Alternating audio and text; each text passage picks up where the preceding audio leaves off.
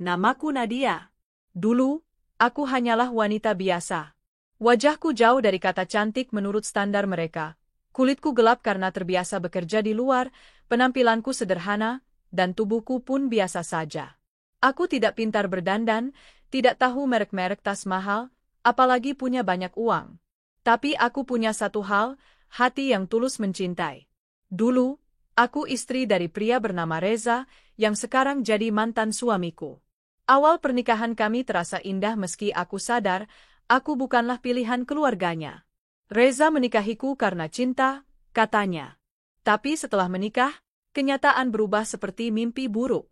Aku hidup di tengah keluarga yang menjunjung tinggi gengsi dan kekayaan.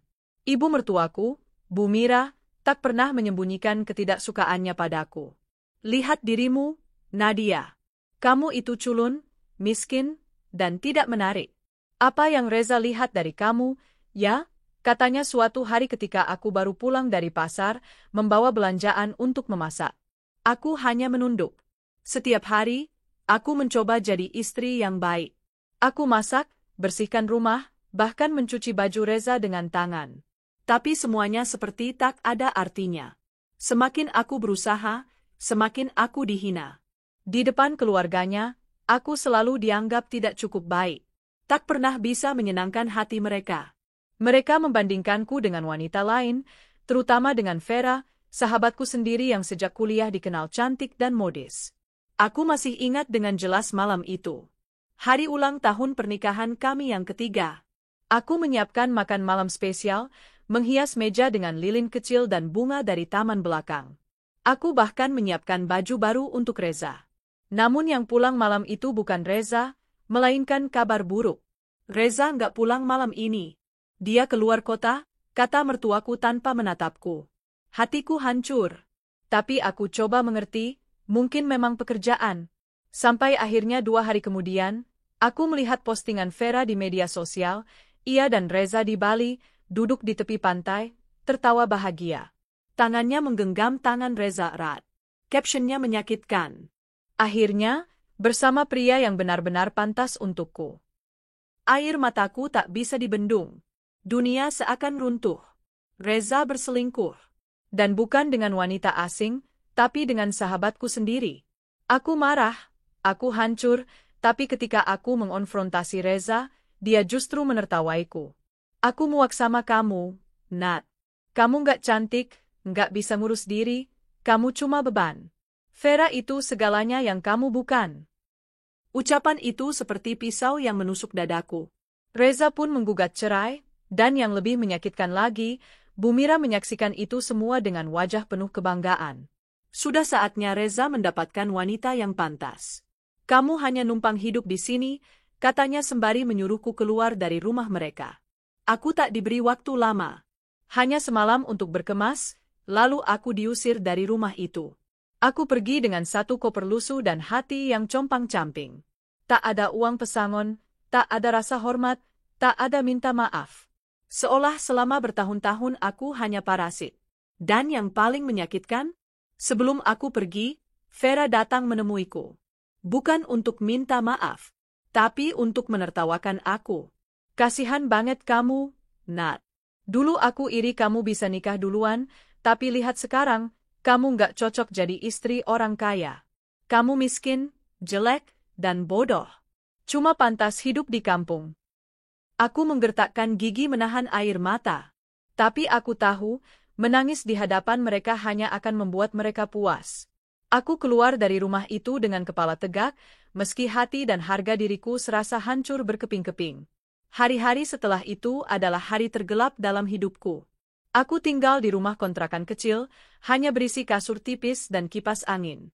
Untuk makan pun aku harus menunggu honor dari kerja serabutan sebagai asisten toko online. Kadang aku hanya makan nasi dengan garam.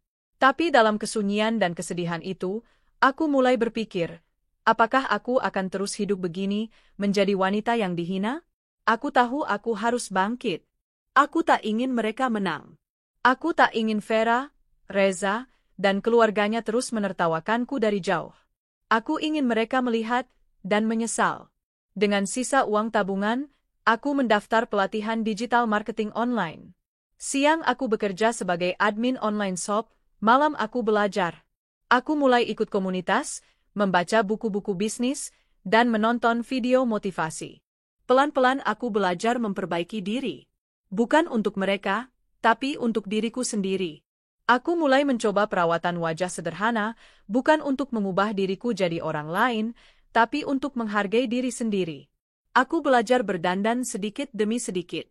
Aku ganti gaya berpakaianku dari yang asal-asalan menjadi lebih elegan meski tetap sederhana. Tahun pertama begitu sulit, tapi aku bertahan. Tahun kedua, penghasilanku mulai naik. Aku mulai membuka jasa digital marketing sendiri dan merintis agensi kecil. Dari situ aku bertemu banyak klien, dan salah satunya kelak mengubah hidupku. Tapi itu cerita nanti. Yang jelas, aku tak lagi wanita yang sama. Dan jauh di dalam hati, aku tahu waktuku akan datang. Waktu di mana aku akan berdiri tegak di hadapan mereka yang dulu menginjak harga diriku, dan menunjukkan siapa diriku sekarang. Hidup sendiri di kontrakan sempit di pinggiran kota bukan perkara mudah. Dulu aku punya suami, meskipun kejam, setidaknya dulu ada yang menemani. Kini, hanya aku dan bayang-bayang luka yang setiap malam menghantui. Di kontrakan kecil itu, aku tidur di atas kasur busa tipis yang bahkan sudah mulai sobek. Hanya ada satu kipas angin, satu kompor gas kecil, dan satu galon air. Tapi di tengah keterbatasan itu, aku mulai menemukan siapa diriku yang sebenarnya. Setiap pagi aku bangun lebih awal. Aku duduk di depan cermin kecil yang menempel di dinding kusam. Aku menatap wajahku. Wajah yang dulu dihina jelek, kusam, dan tak menarik. Tapi aku tidak lagi melihat itu. Yang kulihat sekarang adalah sorot mata yang penuh dendam, bukan dendam untuk membalas dengan kekerasan, tapi dendam untuk membuktikan bahwa aku mampu berdiri jauh lebih tinggi dari mereka yang pernah menginjakku. Aku mulai merawat diriku. Bukan dengan produk mahal, tapi dengan tekad yang kuat. Masker dari bahan alami, senam ringan di pagi hari, dan memperbaiki pola makan. Setiap perubahan kecil kuanggap sebagai kemenangan. Aku tahu, perubahan luar dimulai dari dalam. Siang hingga sore, aku bekerja di sebuah toko online milik teman SMA-ku, Nita. Dia tahu keadaanku dan memberiku kesempatan. Aku mengelola orderan, membalas chat pelanggan, membuat konten sederhana. Awalnya aku gaptek, tapi aku belajar. Setiap malam, aku ikut kelas online digital marketing gratisan di YouTube. Dari SEO, iklan Facebook, copywriting, semua kucatat, kupelajari, dan kupraktikkan. Lelah? Tentu. Tapi setiap kali aku ingin menyerah, aku mengingat wajah Reza yang mencemoohku, Vera yang menghina penampilanku, dan Bu Mira yang bilang aku tak akan pernah bisa membahagiakan siapapun. Ingatan itu menjadi bahan bakarku. Bulan demi bulan berlalu. Tahun pertama, aku hanya bisa mengumpulkan tabungan kecil. Tapi cukup untuk membayar kontrakan dan membeli ponsel baru agar bisa lebih optimal kerja. Tahun kedua, aku sudah dipercaya mengelola akun marketplace besar, bahkan ditawari mengajar pelatihan UMKM. Aku mulai mendapat penghasilan 2-3 kali lipat dari gajiku dulu saat masih jadi istri Reza. Aku juga mulai mengelola akun media sosial tentang motivasi dan kisah perjuangan perempuan. Tanpa disangka, akun itu viral. Banyak wanita merasa relate dan mulai mengikuti kisah perubahanku. Dari situlah aku mulai dikenal. Suatu hari, saat mengisi pelatihan bisnis kecil-kecilan di coworking space, aku bertemu seseorang yang kelak mengubah hidupku. Namanya Adrian. Dia tampan, tinggi, berkacamata, dan auranya tenang tapi tegas. Saat itu dia duduk di barisan belakang, menyimak presentasiku tentang strategi pemasaran online. Setelah sesi selesai, dia menghampiriku. Presentasi kamu tadi keren. Kamu punya agensi digital marketing sendiri? Tanyanya ramah. Aku tersenyum kaku. Baru merintis. Masih kecil-kecilan. Semua yang besar dimulai dari kecil. Aku Adrian. Ia mengulurkan tangan. Aku menyambutnya. Nadia. Dari perkenalan itu, kami mulai sering bertukar ide. Awalnya sebatas profesional, dia pernah meminta bantuanku mengelola kampanye digital untuk salah satu produknya. Belakangan baru aku tahu bahwa Adrian adalah CEO dari sebuah perusahaan teknologi yang cukup besar. Tapi yang paling mengejutkan, Dia tahu latar belakangku. Dia pernah membaca tulisanku di media sosial.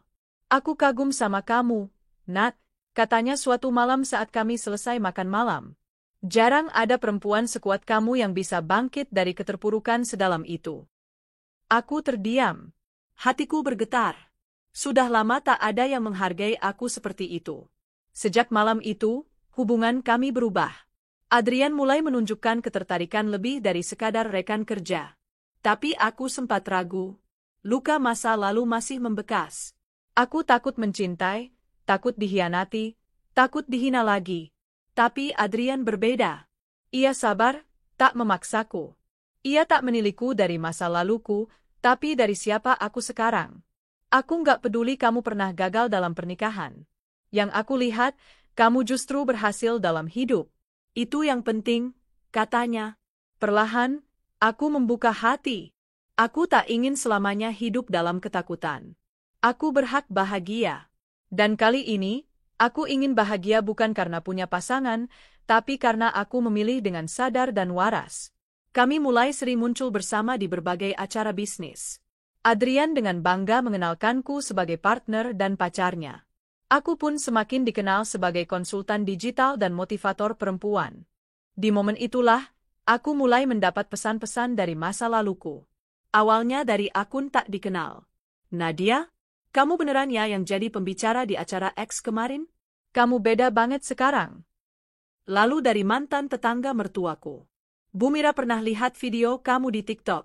Katanya, mirip Nadia mantu yang dulu. Aku hanya tersenyum. Waktuku sebentar lagi akan datang. Suatu malam, aku menerima undangan reuni keluarga besar dari saudara jauh mertuaku dulu, Tante Rika. Ia dulu satu-satunya yang sedikit bersimpati padaku. Ia kini tahu kesuksesanku dan ingin aku hadir karena katanya Bu Mira akan datang, termasuk Reza dan Vera. Aku sempat berpikir menolak. Tapi Adrian, yang saat itu sudah resmi menjadi tunanganku, justru tersenyum dan berkata, "Kenapa nggak kita datang? Bukan untuk pamer, tapi untuk menunjukkan bahwa kamu nggak pernah layak diperlakukan seperti itu." Aku mengangguk. Ya, bukan untuk balas dendam, tapi untuk menutup luka masa lalu dengan kepala tegak. Aku menyiapkan diri. Bukan dengan gaun mahal atau perhiasan berlebihan. Aku tetap menjadi diriku, elegan, sederhana, tapi berkelas. Aku mengenakan gaun panjang berwarna emerald yang disesuaikan dengan jas Adrian. Kami datang dengan mobil hitam mewah milik perusahaan Adrian. Saat memasuki aula tempat acara, banyak mata langsung memandang kami. Aku bisa merasakan bisik-bisik orang di sekeliling.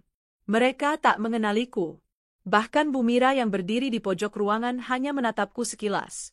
Namun saat Reza datang menghampiri dan melihat wajahku, tubuhnya menegang. Wajahnya pucat. Vera yang berdiri di sampingnya tampak ternganga. Nadia, gumam Reza, nyaris tak percaya. Aku tersenyum tipis. Sudah lama ya? Adrian berdiri di sampingku, menggenggam tanganku. Saya tunangannya Nadia. Senang bertemu kalian. Vera terlihat ingin menyembunyikan wajahnya. Bu Mira yang mendengar namaku disebut, langsung berbalik. Matanya membelalak saat melihat penampilanku. Ya Allah, kamu Nadia, suaranya bergetar. Aku hanya mengangguk. Beberapa detik kemudian, tubuh Bu Mira tampak oleng. Ia memegangi dadanya. Dadaku, sakit, dada, katanya. Orang-orang langsung berlarian, ada yang memanggil ambulans. Suasana jadi kacau. Reza terlihat panik, tapi juga bingung. Dia hanya berdiri kaku, tak bisa bicara. Aku berdiri tegak. Bukan dengan kebencian, tapi dengan kekuatan. Ini bukan balas dendam. Ini penutupan. Penegasan bahwa aku bukan perempuan yang bisa diinjak. Aku mendekat ke Reza. Matanya tak sanggup menatapku. Kamu pernah bilang aku miskin, jelek, dan tidak bisa membahagiakan siapapun. Sekarang aku tak ingin membuktikan kamu salah. Aku hanya ingin kamu tahu bahwa yang kamu remehkan dulu kini jadi yang paling kamu sesali. Reza menunduk. Tak ada sepatah kata pun keluar dari mulutnya. Aku menggenggam tangan Adrian dan melangkah pergi. Kali ini, bukan dalam kesedihan seperti saat dulu aku diusir. Tapi dalam kebanggaan. Hari itu menjadi momen yang tak akan pernah kulupakan. Dulu aku pernah pergi dari rumah itu dengan air mata dan hati yang remuk. Kini, aku kembali bukan sebagai perempuan yang lemah, tapi sebagai seorang wanita yang bangkit dari reruntuhan masa lalu dan berdiri dengan bangga di samping pria yang mencintaiku sepenuh hati, Adrian. Sepulang dari acara reuni keluarga mantan suami, Adrian menggenggam tanganku di dalam mobil. Dia tidak berkata apa-apa saat itu. Tapi genggamannya hangat dan menenangkan.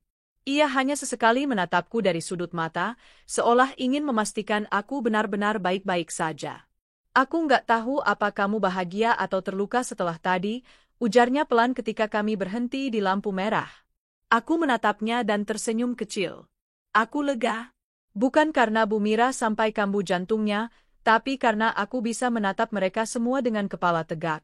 Aku nggak lagi perempuan yang harus minta maaf karena jadi diri sendiri. Adrian mengangguk. Dan kamu nggak sendirian lagi. Ucapannya sederhana, tapi menenangkan. Dulu aku hidup dalam dunia yang dingin. Dicintai hanya karena dianggap pantas, lalu ditinggalkan saat dianggap tak layak. Tapi bersama Adrian, aku merasa dihargai dan dimuliakan. Bukan karena harta atau penampilan, tapi karena aku, Nadia, dengan segala luka dan perjuanganku. Seminggu setelah kejadian di reuni, berita tentang kehadiranku di acara itu menyebar. Ada beberapa kerabat yang memposting fotoku bersama Adrian.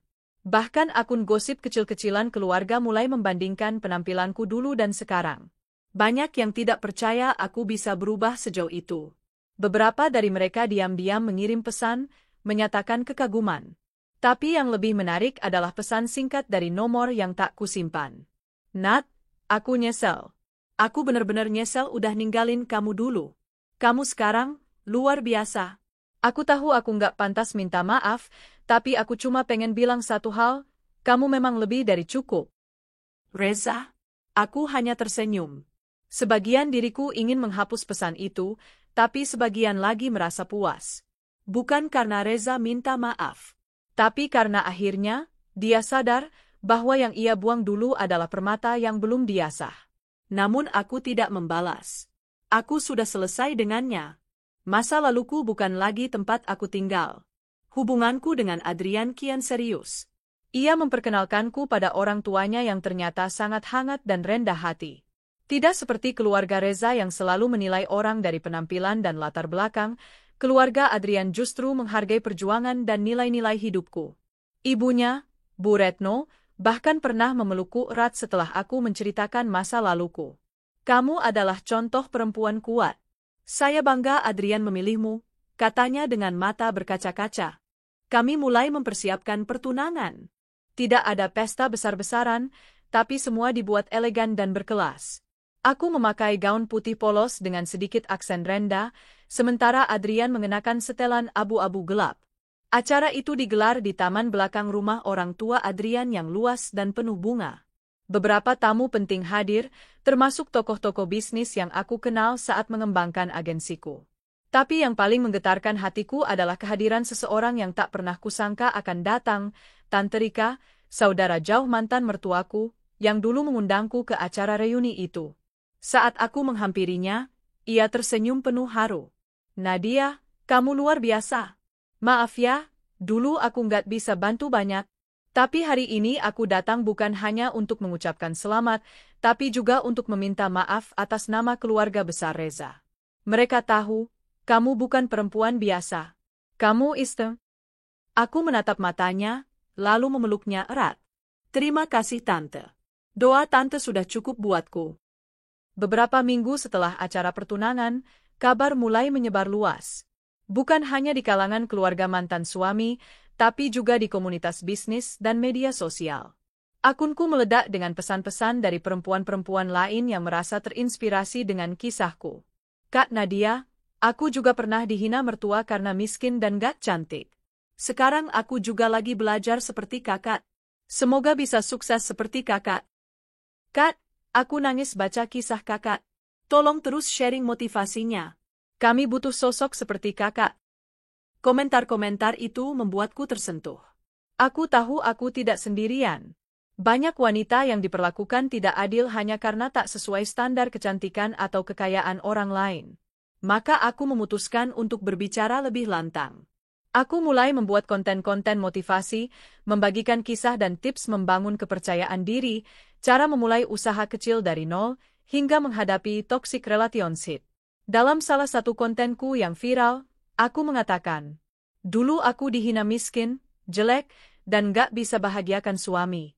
Sekarang aku tahu, bukan aku yang gagal, tapi mereka yang tidak tahu cara menghargai orang yang tulus. Video itu ditonton lebih dari 1 juta kali. Banyak yang memujiku, tapi ada juga yang mengejek dan mengungkit masa laluku. Tapi aku tak peduli. Kini aku hidup bukan untuk menyenangkan orang lain, melainkan menghormati diriku sendiri. Suatu hari, aku menerima kabar bahwa Reza jatuh bangkrut. Bisnisnya kolaps karena keputusan gegabah dan pengeluaran berlebihan. Vera, si pelakor itu, ternyata berselingkuh dengan pria lain yang lebih kaya. Mereka bertengkar hebat dan kini sedang dalam proses perceraian. Ada rasa puas yang tak bisa kusembunyikan, meski kecil. Bukan karena mereka menderita, tapi karena semesta menyeimbangkan segalanya. Karma tidak perlu kita kejar, karena ia tahu jalan pulang. Di hari-hari menjelang pernikahanku dengan Adrian, aku duduk di kamar, memandangi cermin besar di depanku. Cermin yang dulu menjadi saksi air mataku kini memantulkan bayangan seorang wanita baru. Aku menyentuh pipiku perlahan. Dulu wajah ini pernah disebut jelek. Tapi sekarang aku tahu, bukan wajahku yang berubah, tapi caraku melihat diriku sendiri. Aku menarik napas panjang. Luka masa lalu tidak bisa hilang begitu saja. Tapi luka itu tidak lagi berdarah. Ia sudah menjadi bekas yang mengajarkanku banyak hal, tentang harga diri, tentang keteguhan, dan tentang cinta sejati pada diri sendiri. Dan kini, aku siap membuka lembaran baru. Bukan untuk memamerkan dendam, tapi untuk menunjukkan kemenangan. Aku, Nadia, perempuan yang dulu dibuang, kini berdiri di ujung kebahagiaan bersama pria yang tak hanya mencintaiku, tapi juga menghargai perjuanganku. Dan aku berjanji, aku akan terus berdiri untuk semua perempuan yang pernah diremehkan. Karena kami bukan wanita lemah. Kami hanya belum menunjukkan sayap kami. Tapi saat waktunya tiba, kami akan terbang, dan mereka yang pernah menginjak kami akan hanya bisa menatap dari bawah. Hari-hari menjelang pernikahanku dengan Adrian adalah hari-hari paling membahagiakan dalam hidupku. Setiap detail disiapkan dengan penuh cinta dan rasa hormat. Tidak ada paksaan, tidak ada tekanan dari keluarga besar Adrian. Mereka memperlakukanku seolah aku putri mereka sendiri. Namun, di balik kebahagiaan itu, berita-berita dari masa laluku terus berdatangan, seolah semesta sedang menunjukkan bab demi bab karma yang mulai kembali ke tempatnya. Suatu sore, aku sedang duduk di teras rumah baruku, rumah Adrian, yang kini juga akan menjadi rumahku. Sebuah rumah modern bergaya tropis, dikelilingi tanaman hijau dan suara gemericik kolam kecil. Damai. Tiba-tiba ponselku berdering. Nama di layar membuatku tertegun. Tante Rika. Aku menjawab dengan hati-hati. Halo, Tante. Nadia, maaf ya tiba-tiba telepon. Tante cuma mau cerita. Kamu tahu Reza, kan? Aku terdiam sejenak. Nama itu seperti bayangan buram yang sudah kutinggalkan, tapi tetap punya bekas luka. Dia sekarang lagi berantakan, Nat. Usahanya bangkrut, mobil disita, rumah digadaikan. Katanya Vera juga ketahuan selingkuh. Mereka sudah pisah rumah. Aku menarik napas pelan. Aku sudah dengar, Tante Rika terdiam, lalu dengan suara rendah, ia berkata, Bu Mira juga makin sakit-sakitan. Setelah kejadian waktu reuni itu, jantungnya sering kambuh. Tapi yang lebih menyedihkan, katanya dia terus menyebut-nyebut namamu. Aku mengernyitkan dahi. Menyebut aku? Iya. Dia sering bilang, kenapa aku sebodoh itu? Kenapa aku usir Nadia? Kenapa aku percaya Vera? Aku tahu, dulu dia jahat sama kamu. Tapi sekarang dia seperti orang yang dihantui rasa bersalah. Setiap hari hidup dalam penyesalan. Aku tak tahu harus merasa apa. Aku tak senang mendengar kabar mereka menderita, tapi aku juga tidak bisa pura-pura iba. Rasa sakit yang pernah mereka tanam terlalu dalam untuk bisa dihapus begitu saja. Aku nggak membenci mereka, Tante. Tapi aku juga nggak bisa pura-pura melupakan semua penghinaan mereka dulu, kataku pelan. Tante Rika mengerti. Kamu nggak perlu memaafkan untuk menyenangkan orang lain, Nak. Yang penting kamu bahagia sekarang. Beberapa hari kemudian, aku menerima sebuah undangan reuni alumni SMA. Grup WhatsApp kelas heboh membicarakan acara itu. Banyak yang akan hadir, termasuk Vera. Ya, Vera si pelakor itu, ternyata dulunya satu angkatan denganku. Saat aku masih menjadi istri Reza, Vera sangat aktif di grup, sering pamer tas dan liburan mewah. Tapi sekarang, ia nyaris tak pernah muncul. Namun karena reuni akan digelar di sebuah hotel milik kenalan Adrian, dan aku juga diundang sebagai pembicara inspiratif, aku memutuskan untuk datang. 1 hari sebelum acara, aku dan Adrian berdiskusi soal kehadiranku. Kamu yakin mau datang, sayang? Kalau kamu nggak nyaman, kamu nggak harus hadir, katanya sambil menggenggam tanganku. Aku tersenyum tenang.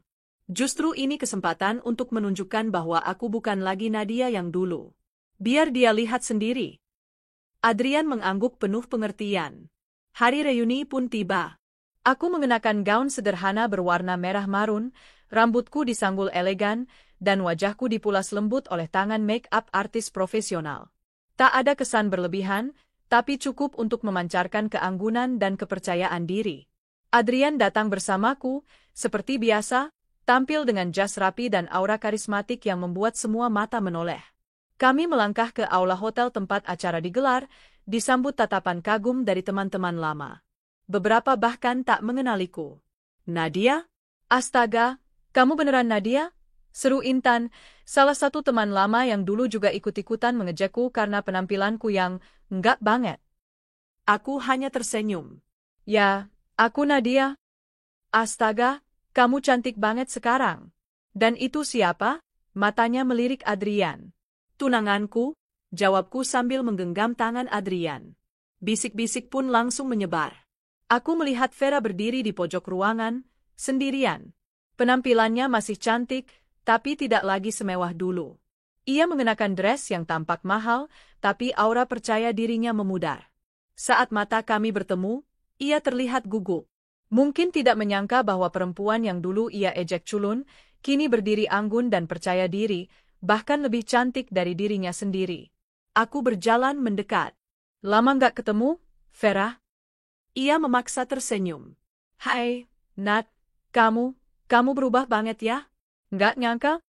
Ya, waktu bisa mengubah banyak hal, jawabku tenang. Kamu datang sendiri.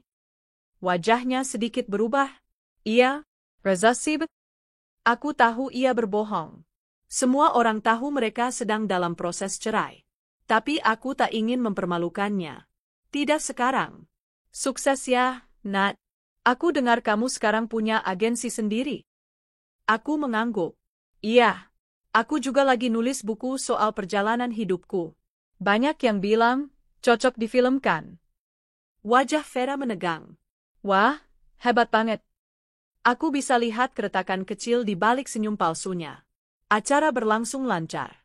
Aku naik ke panggung, menyampaikan materi singkat tentang bagaimana membangun bisnis dari nol, bahkan ketika kamu tak punya apa-apa selain kehendak untuk bertahan. Aku pernah diinjak-injak, dianggap tak berguna, dikhianati. Tapi aku memilih untuk tidak membalas dengan kebencian. Aku membalasnya dengan keberhasilan. Karena orang-orang yang pernah meremehkan kita, pada akhirnya akan melihat bahwa yang mereka buang adalah sesuatu yang sangat berharga. Sorak tepuk tangan menggema. Beberapa orang terlihat menahan air mata. Termasuk Vera. Beberapa hari setelah acara reuni, aku mendapat surat dari seseorang yang tak kusangka, Bu Mira. Tulisan tangannya bergetar. Dalam surat itu, ia menuliskan permintaan maaf panjang. Ia mengakui semua perlakuannya padaku dulu, betapa ia termakan gengsi dan mempercayai Vera lebih dari anaknya sendiri. Ia mengatakan bahwa setiap malam, ia menyesali keputusan mengusirku. Bahwa kini ia tinggal sendirian di rumah besar yang terasa hampa. Nadia, aku tahu aku tidak pantas meminta maaf. Tapi tolong, meski hanya sekali, izinkan aku melihatmu dan meminta maaf secara langsung sebelum Tuhan memanggilku. Aku membaca surat itu berkali-kali. Ada bagian dari hatiku yang masih terluka. Tapi ada juga bagian kecil yang mulai lunak. Aku belum memutuskan akan menemuinya atau tidak, tapi surat itu menunjukkan satu hal, karma telah kembali ke tempat asalnya. Bukan karena aku membalasnya, tapi karena Tuhan tidak pernah tidur. Malam itu aku duduk di balkon rumah, memandangi langit yang cerah bersama Adrian. Ia merangkulku hangat. Masih suka kepikiran mereka? Tanyanya. Aku menggeleng. Enggak. Aku cuma berpikir, ternyata yang selama ini aku butuhkan bukan pembalasan, tapi penegasan. Penegasan? Bahwa aku bukan perempuan lemah yang bisa dibuang seenaknya. Bahwa aku layak bahagia, dan aku memang bisa membahagiakan orang lain, selama orang itu tahu caranya menghargai. Adrian tersenyum dan mencium keningku. Aku bersyukur kamu pernah gagal, Nat. Aku menoleh kaget. Kenapa? Karena kalau kamu nggak pernah gagal, mungkin kamu nggak akan pernah ketemu aku. Aku tertawa kecil dan menyandarkan kepala di bahunya. Di balik luka yang menganga, kadang ada pintu baru yang terbuka. Aku mungkin dulu diremehkan, dihina, bahkan dibuang. Tapi kini, aku berdiri dengan lebih kuat, lebih bijak, dan lebih bahagia dari sebelumnya. Dan kisah ini baru saja dimulai. Sabtu sore itu, langit sedikit mendung. Tapi suasana di gedung mewah tempat ulang tahun pernikahan emas orang tua Reza sangat meriah. Tamu-tamu datang dengan pakaian terbaik mereka. Gedung dihias dengan elegan, warna emas dan putih menghiasi setiap sudut. Lantunan musik jazz mengalun lembut. Di antara tamu yang datang, tampak keluarga besar Reza dan Vera duduk dengan percaya diri, tertawa riang sambil memamerkan status sosial mereka. Mereka tak tahu, sore itu akan menjadi sore yang paling mengejutkan dalam hidup mereka. Aku melangkah masuk bersama pria yang menggenggam tanganku erat. Alvino, pria yang kini menjadi tunanganku, mengenakan setelan jas berwarna navy dengan jam tangan mewah di pergelangan tangan kirinya. Sosoknya begitu memesona dan karismatik.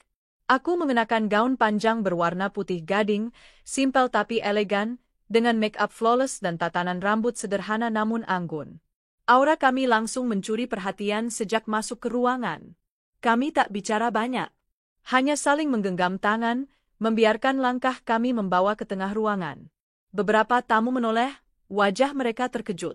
Bisik-bisik mulai terdengar. Tak sedikit yang menatapku sambil mencoba mengingat-ingat siapa aku. Dan akhirnya, Nadia, suara seorang wanita terdengar di belakang. Aku menoleh. Frah! Wajahnya pucat, matanya membelalak. Dia mengenakan dres ketat merah menyala, namun mendadak kehilangan kepercayaan dirinya saat melihatku dari ujung kaki sampai kepala. Vera, jawabku dengan senyum tipis. Sudah lama, ya? Dia menatapku tak percaya. Lalu matanya bergeser ke Alvino yang berdiri di sampingku. Ekspresinya langsung berubah, antara kagum, panik, dan iri. Reza pun datang menghampiri. Wajahnya sedikit tirus, garis-garis kelelahan tampak jelas di sekitar matanya. Begitu melihatku, langkahnya terhenti. Nadia, gumamnya pelan. Aku mengangguk, masih dengan senyum tipis. Hai, Reza. Dia seperti tidak bisa berkata-kata. Matanya tak bisa lepas dari penampilanku, yang jauh berbeda dari wanita culun dan sederhana yang dulu dia hina. Ini, calon suamiku. Namanya Alvino, aku memperkenalkan. CEO perusahaan digital terbesar di Asia Tenggara. Kami bertunangan bulan lalu. Reza terlihat seperti tertelan ludah sendiri. Vera yang berdiri di sampingnya menggigit bibirnya kuat-kuat. Calonnya Nadia? CEO? Ucapnya seperti tidak percaya. Benar, Alvino menjawab santai. Dan sebentar lagi, kami akan menikah dan tinggal di rumah baru kami yang di Bali. Tapi sebelum itu, Nadia ingin menghadiri acara ini. Katanya ada seseorang yang ingin dia temui. Alvino memandang Vera dan Reza dengan tatapan dalam, seolah tahu siapa mereka sebenarnya. Lalu muncullah Bu Mira, mertuaku dulu. Masih dengan gaya glamornya, rambut disasak tinggi dan kalung emas besar di leher. Tapi wajahnya langsung berubah kaku begitu melihatku. Kamu datang ke sini untuk apa? Nadanya tajam. Aku melangkah lebih dekat. Bu, saya diundang. Saya tidak akan datang kalau tidak ada undangan. Tidak mungkin. Kami tidak mengundang orang seperti kamu. Kamu cuma seorang mantan menantu yang dulu ibu hina sebagai wanita miskin, jelek, dan tidak berguna. Potongku cepat, nada suaraku tetap tenang. Beberapa tamu mulai memperhatikan. Ruangan menjadi lebih hening. Saya datang bukan untuk bertengkar, Bu. Saya cuma ingin mengucapkan selamat atas ulang tahun pernikahan Bapak dan Ibu.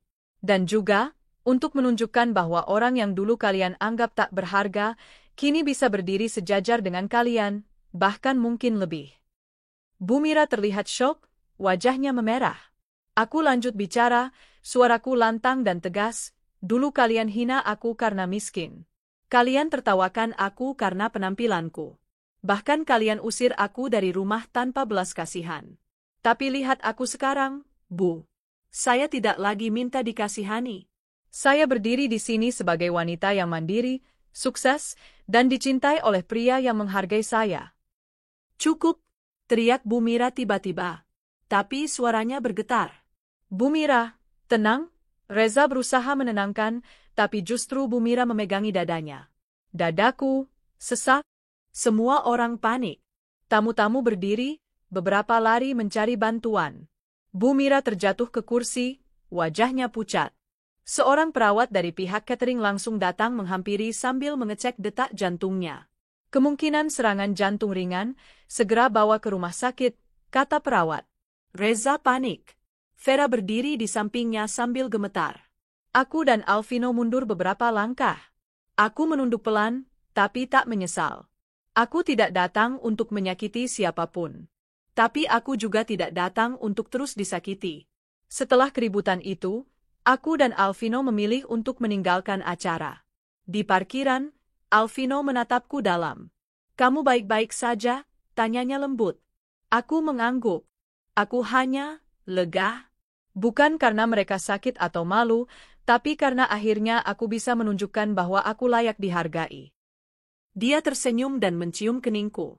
Kamu jauh lebih dari sekadar layak, Nat. Beberapa hari setelah acara itu, aku mendapat pesan dari nomor tak dikenal. Nadia, aku minta maaf. Aku salah menilaimu dulu. Aku salah memilih. Kalau saja waktu bisa diulang. Aku tahu itu dari Reza. Tapi aku tak membalas. Karena aku tidak butuh pengakuan darinya lagi. Aku sudah cukup dengan kehidupanku sekarang. Bersama pria yang mencintaiku tanpa syarat. Hidup yang kubangun dari rasa sakit, air mata, dan kerja keras. Dan kini, aku bangga. Karena aku berhasil jadi versi terbaik dari diriku sendiri. Hari-hari setelah kejadian di pesta pernikahan emas itu seperti mimpi yang kubuat sendiri. Aku menerima banyak pesan dari orang-orang masa laluku, terutama dari keluarga Reza. Mulai dari pesan singkat penuh penyesalan, hingga permintaan maaf panjang lebar. Tapi tak satu pun kubalas. Aku memilih diam. Diamku bukan karena sakit hati, tapi karena aku tak ingin membuka luka lama. Hidupku terlalu berharga untuk diisi dengan masa lalu yang penuh penghinaan. Hari itu aku dan Alvino sedang bersantai di villa kami di Ubud, Bali. Tempat ini adalah salah satu proyek pribadi Alvino yang baru rampung. Villa butik bintang 5, penuh nuansa alam dan budaya lokal. Sejuk, damai, dan jauh dari riuhnya dunia. Tempat ini membuatku merasa seperti hidupku telah berbalik 180 derajat. Nat, kamu ingat acara gala charity yang akan digelar minggu depan di Jakarta? Tanya Alvino sambil menyeruput teh. Aku mengangguk. Yang kamu bilang akan banyak tokoh penting datang itu, kan? Ya, aku ditunjuk sebagai pembicara kehormatan. Dan aku ingin kamu menemaniku, katanya, lalu menggenggam tanganku. Sekaligus memperkenalkan kamu sebagai tunanganku di depan para rekan bisnis dan media. Aku tersenyum, tapi ada keraguan di mataku. Kamu yakin, aku pantas? Tanyaku pelan. Maksudku, mereka semua dari kalangan atas. Aku masih orang biasa, Vin. Dia menatapku lembut, lalu mengusap pipiku. Kamu lebih dari pantas, Nadia. Kamu bukan cuma calon istri CEO. Kamu wanita kuat yang bangkit dari keterpurukan dan tetap teguh menjaga harga dirinya. Itulah yang membuatku jatuh cinta. Perlahan aku mengangguk. Jika dulu aku selalu merasa kecil, kini aku mulai percaya pada diriku sendiri. Minggu berikutnya, Acara gala berlangsung di sebuah ballroom megah di Jakarta Selatan. lampu kristal menggantung di langit-langit tinggi. Para tamu berdatangan dengan busana formal, para pejabat, artis, pengusaha, hingga influencer papan atas. Alvino mengenakan tuxedo hitam dengan dasi kupu-kupu. Aku mengenakan gaun biru safir dengan belahan halus di kaki kanan. Riasanku natural namun menonjolkan mataku yang kini penuh kepercayaan diri. Begitu kami masuk ke ruangan, semua mata tertuju pada kami. Dan dari kerumunan tamu, aku melihat sosok yang tak asing. Reza, bersama Vera. Mereka berdiri di dekat meja pojok. Vera masih tampak angkuh, namun wajahnya menegang saat melihatku menggandeng Alvino. Reza mencoba tersenyum. Aku hanya mengangguk dingin. Vin, kamu tahu mereka? Tanyaku pelan. Siapa? Reza dan Vera. Di sana. Oh, Alvino mengangguk singkat. Reza pernah mengajukan kerja sama ke perusahaanku 2 bulan lalu. Tapi ditolak. Aku menoleh cepat. Serius? Dia tidak tahu aku tunanganmu. Tapi waktu itu aku tahu siapa dia. Setelah mendengar ceritamu, aku cek latar belakangnya. Bisnisnya sedang goyah. Banyak utang. Kurang kompeten. Jadi aku tolak dengan sopan. Aku menahan tawa. Dunia memang berputar cepat. Malam itu Alvino memberikan pidatonya. Dia berbicara soal pentingnya integritas, kerja keras, dan menghargai orang dari siapa mereka sebenarnya, bukan dari latar belakangnya. Saat menyebutku sebagai wanita yang menjadi inspirasiku dan masa depanku, aku nyaris menangis. Semua tamu bertepuk tangan.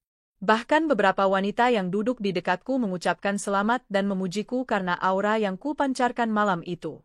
Selesai acara, saat aku hendak berjalan keluar, Reza datang menghampiri. Nadia, boleh bicara sebentar? Suaranya pelan. Aku menoleh. Vera terlihat kesal, tapi tidak berani ikut campur. Ada apa, Reza? Tanyaku datar. Dia menatapku dengan sorot mata yang berbeda. Tidak lagi meremehkan, tapi menyesal. Maaf, aku tahu ini mungkin tak berguna, tapi aku benar-benar minta maaf. Aku bodoh, aku buta, dan terlalu sombong waktu itu. Aku menatapnya, tak berkata apa-apa. Kalau waktu bisa diputar, aku akan tetap memilih kamu. Karena Vera, dia hanya cantik di luar, tapi selama ini hidupku penuh tekanan. Aku gagal, Nat. Aku menahan napas, lalu menjawab perlahan. Reza, kamu memilih meninggalkanku saat aku berada di titik terlemahku. Dan aku bersyukur kamu pergi. Karena kalau kamu tidak pergi, aku tidak akan bertemu Alvino. Aku tidak akan belajar bangkit. Jadi, terima kasih. Dia menunduk. Dan satu lagi, aku lanjut. Aku tidak menyesal pernah menikah denganmu. Aku hanya menyesal pernah berpikir kamu adalah segalanya. Aku berlalu meninggalkannya, dengan langkah pasti. Vera menatapku dengan mata penuh kebencian. Tapi aku tak peduli. Dia hanya melihat hasil dari perbuatannya sendiri. Beberapa bulan kemudian, pernikahanku dan Alvino digelar di tepi pantai. Hanya dihadiri keluarga dekat dan sahabat-sahabat yang tulus. Aku berdiri di altar dengan gaun putih sederhana, tapi anggun. Matahari tenggelam perlahan di balik laut, memberikan cahaya keemasan yang hangat. Alvino menatapku penuh cinta. Saat kami mengucap janji, air mataku mengalir pelan. Karena aku tahu, aku sudah menang. Bukan dengan dendam, bukan dengan kekerasan. Tapi dengan membuktikan bahwa wanita yang mereka rendahkan bisa bangkit dan bersinar lebih terang dari yang mereka bayangkan. Setelah pernikahan kami yang hangat di tepi pantai, hidupku bersama Alvino terasa seperti mimpi yang terus-menerus indah. Kami tidak hanya saling mencintai, tapi juga saling menghargai dan mendukung impian masing-masing. Aku mulai terlibat aktif dalam yayasan milik Alvino, mendirikan program pemberdayaan wanita korban KDRT dan perceraian, membantu mereka bangkit seperti aku pernah bangkit. Namun, tak semua orang senang melihat kebahagiaan orang lain. Beberapa hari setelah pernikahan, aku menerima surat undangan dari universitas tempat aku dan Reza dulu kuliah. Mereka akan mengadakan acara reuni akbar sekaligus penghargaan untuk alumni yang dinilai inspiratif. Namaku ada di daftar penerima penghargaan. Awalnya aku ragu untuk datang. Tapi Alvino menggenggam tanganku sambil berkata, "Datanglah, Nat. Ini bukan pamer. Ini tentang kamu yang layak mendapat pengakuan. Biar semua orang tahu siapa kamu yang sebenarnya." Aku akhirnya mengiyakan.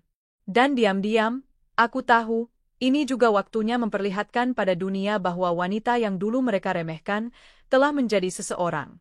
Hari itu, aku mengenakan jumpsuit formal berwarna merah marun dengan blazer putih yang elegan. Rambutku ditata rapi, make up flawless, dan Alvino di sisiku, mengenakan kemeja biru tua dan jas abu terang. Kami tiba di aula universitas, dan para tamu langsung menoleh saat kami masuk. "Nat, itu Nadia," bisik seseorang. "Nggak mungkin. Cantik banget." "Dulu dia, culun, kan?" bisik yang lain. Aku hanya tersenyum kecil. Hampir semua mantan teman seangkatanku hadir. Termasuk Reza, Vera, dan mertuaku dulu, Bu Endang. Mereka semua menatapku seperti melihat hantu. Kaget bukan main. Reza bahkan sempat menjatuhkan gelas plastik di tangannya saat melihat Alvino menggenggam tanganku. Yang paling mencolok adalah ekspresi wajah Bu Endang. Wajahnya pucat, dan tangannya tampak gemetar menggenggam clutch bag miliknya. Acara dimulai. Setelah sambutan-sambutan, nama-nama penerima penghargaan disebutkan. Dan penghargaan alumni inspiratif tahun ini jatuh kepada Nadia Ayu Putri, kata pembawa acara. Semua tepuk tangan. Aku naik ke panggung. Dan saat mikrofon berada di tanganku, aku bicara. "Dulu, aku pernah duduk di bangku ini sebagai gadis biasa yang penuh mimpi. Tapi hidup berkata lain. Aku pernah ditertawakan karena aku sederhana. Ditinggalkan karena aku tak punya apa-apa. Dihina karena aku tak cukup cantik, tak cukup menarik, tak cukup berkelas." Beberapa orang menunduk. Aku tak menyebut nama siapapun, tapi mereka tahu aku sedang bicara tentang siapa. Tapi hari ini aku berdiri di sini bukan untuk membalas dendam. Aku berdiri sebagai bukti bahwa perempuan, sekeras apapun dijatuhkan, bisa bangkit dan bersinar, bila ia percaya pada dirinya sendiri. Aku mengakhiri pidato dengan senyum. Ruangan hening beberapa detik, lalu meledak dengan tepuk tangan. Saat turun panggung, Bu Endang menghampiriku dengan wajah yang tampak pucat dan berat napas. "Nadia," katanya lirih. Ibu minta maaf, Nak. Ibu salah. Ibu terlalu menilai kamu dari kulit luarnya. Ibu pikir kamu nggak pantas untuk Reza. Tapi nyatanya, kamu jauh lebih dari pantas." Aku mengangguk singkat. Tiba-tiba, wajah Bu Endang tampak menegang. Dia memegang dadanya dan terhuyung. "Bu?" Reza dan beberapa orang langsung menghampirinya. Panitia dan tim medis kampus membawa Bu Endang ke ruang pertolongan. Ternyata penyakit jantungnya kambuh karena stres berat. Ia terlalu terkejut dengan semua yang terjadi hari itu. Sementara itu, Reza berdiri di hadapanku dengan wajah malu dan kecewa. "Aku nggak bisa berkata-kata lagi, Nat," ucapnya lirih. "Kamu menang telat. Aku sadar sekarang, aku telah menghancurkan satu-satunya orang yang benar-benar mencintaiku dulu." Aku menatap matanya dan berkata pelan, "Reza, kamu tidak menghancurkanku. Kamu justru memberiku kekuatan untuk bangkit. Sekarang, aku bersyukur kita pernah bertemu. Tapi aku lebih bersyukur kamu pergi." Dia tertunduk. Tak berkata apa-apa lagi. Beberapa minggu kemudian, media mulai memberitakan tentang Nadia Ayu Putri, perempuan inspiratif dengan masa lalu kelam yang kini menjadi istri seorang CEO dan aktivis sosial. Banyak yang ingin mewawancaraiku, tapi aku hanya memilih satu, sebuah program talk show bertema, "Bangkit dari Penghinaan dan Menjadi Hebat." Saat ditanya, "Apa yang membuatmu bisa berubah sedahsyat ini?" Aku hanya tersenyum dan menjawab, "Karena aku mencintai diriku sendiri.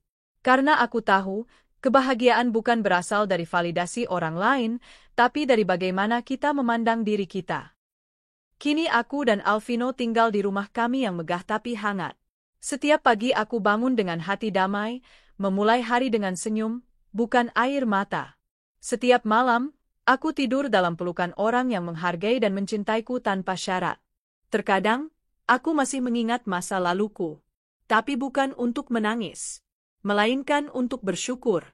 Karena semua luka itu membentukku menjadi wanita yang hari ini bisa berdiri dengan kepala tegak. Dan kepada Reza, Vera, serta Bu Endang, aku sudah memaafkan kalian. Tapi aku tak akan pernah lupa bahwa dulu kalian membentuk bagian tergelap dari hidupku. Dan kini, aku sudah keluar dari kegelapan itu, menuju cahaya yang kubuat sendiri. Bukan untuk menyombongkan diri, tapi untuk membuktikan, wanita yang diremehkan bisa menjadi cahaya yang menyilaukan.